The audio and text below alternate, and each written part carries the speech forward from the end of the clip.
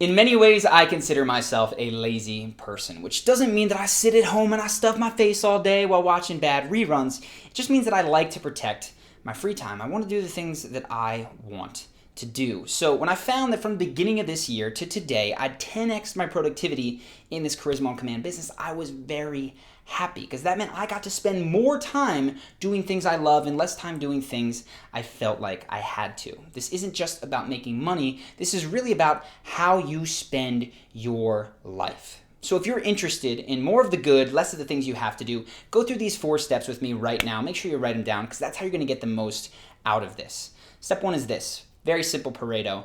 Identify your goal and identify the number one thing that is driving you towards that goal. So for me, with the business, at the beginning of this year, I had a ton of different balls in the air, but one was doing much better, even though it wasn't getting the love, and that was YouTube. I was trying everything on Instagram, LinkedIn, Facebook ads, but none of them could compare to what, with little effort, YouTube was bringing in terms of viewers and people who would then go on to buy our online courses. So that was clear. For you, whether you're thinking about happiness, in which case you want to think about who are the people, what are the things that I do, the activities that really drive my happiness, or a skill, right? With jiu-jitsu, I was trying to learn and I found that it wasn't actually going to the gym or watching the all-time greats on YouTube that made me better. It was taking the Beginner Gracie University course. No affiliation, amazing course, really cool guys, and recommend it. If you're interested in learning jiu-jitsu, that was what was driving it forward. So figure out that first thing and just write it down right now. Second is this.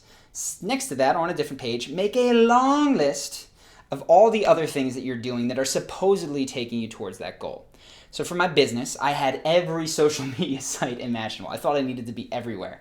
I had every podcast request, every interview request, basically all these things that I had FOMO of. I was afraid that if I didn't do it, I would miss out. And ironically, by diverting my attention in all these different things, I was missing out on the real rewards of focusing on something that worked. And that is going to be the case with you too if you have shiny new object syndrome, which I definitely do. So that's the first group of things that I had. Second group of things that I found was really boiled down to half to-dos, and it was email. I was spending 2 to 4 hours a day answering email, and I had to because some of it was coming from customers in my courses, and I couldn't just leave them out to dry. So that's what I did there. This third, there was a kind of a 2A, if you will, which is things that were supportive of my life. So that was laundry, that was eating, that was cleaning, that was, folding my clothes, all this stuff that I did that took time that was supportive of my life. I wrote that there.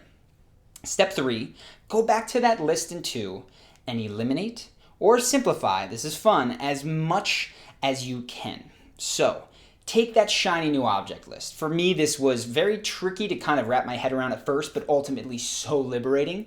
They were just no's. When people would say, man, your stuff would be great on LinkedIn, it was, no, I'm not going to do that. I'm doing YouTube. Or, holy cow, do you know how much you would pop if you just, nope, I'm doing YouTube.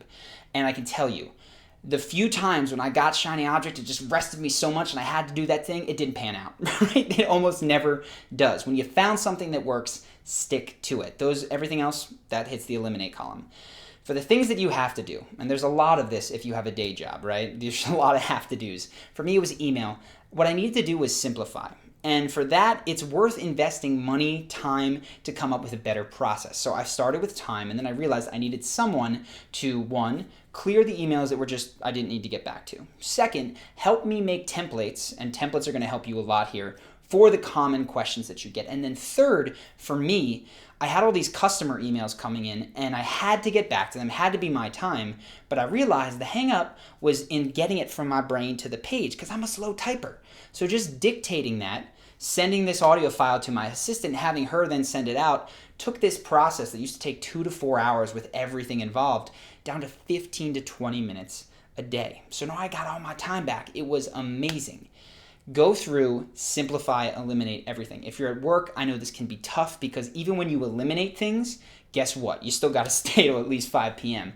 If you find yourself in that situation, can't recommend starting a side hustle enough. Maybe we'll do another video on that, but it can be soul crushing to increase productivity and reap none of the rewards. So let me just say, if you feel that, I feel you. We'll talk more in a different video. But for now, moving on to step 4.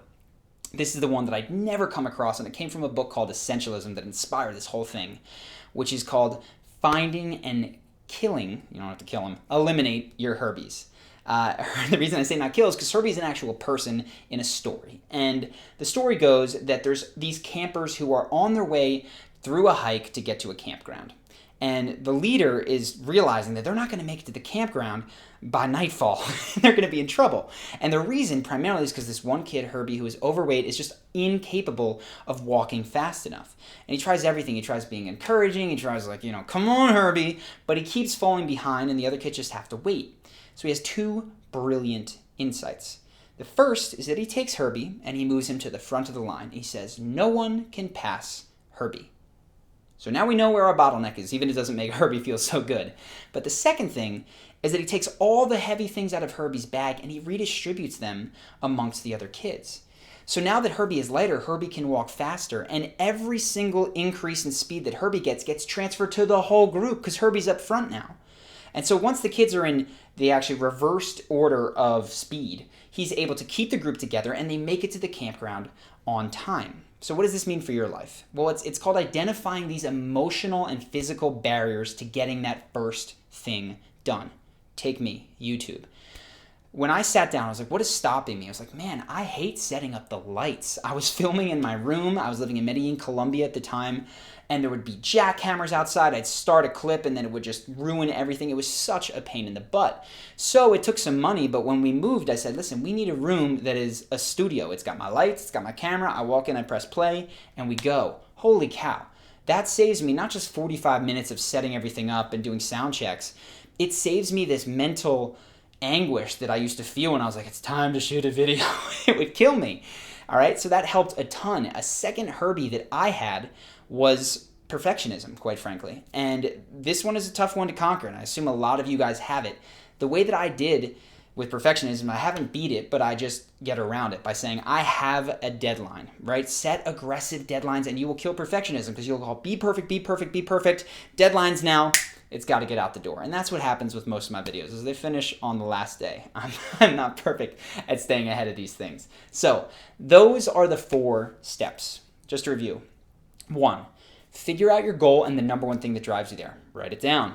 2nd, make a long list of all the supposedly helpful things that are getting you there. And you can include things for your life, right? Once the business started to grow, we hired a maid and an assistant to help us with food and laundry, which increased more time to put into YouTube, which made that virtuous cycle just run faster. 3, once you've done that, what you want to do is you want to go back and eliminate and simplify everything on that list. That's going to be super helpful. 4th, find your Herbies and figure out, this goes back to the first thing that you wrote. These are the mental barriers that are holding you back from doing that first thing. And I'll say, I always try to include this in my YouTube videos, in the online course that we have, Charisma University.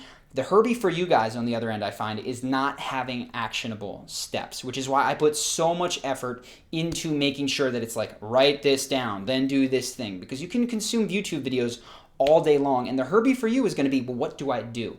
So I hope that I've been able to, to bestow that on you.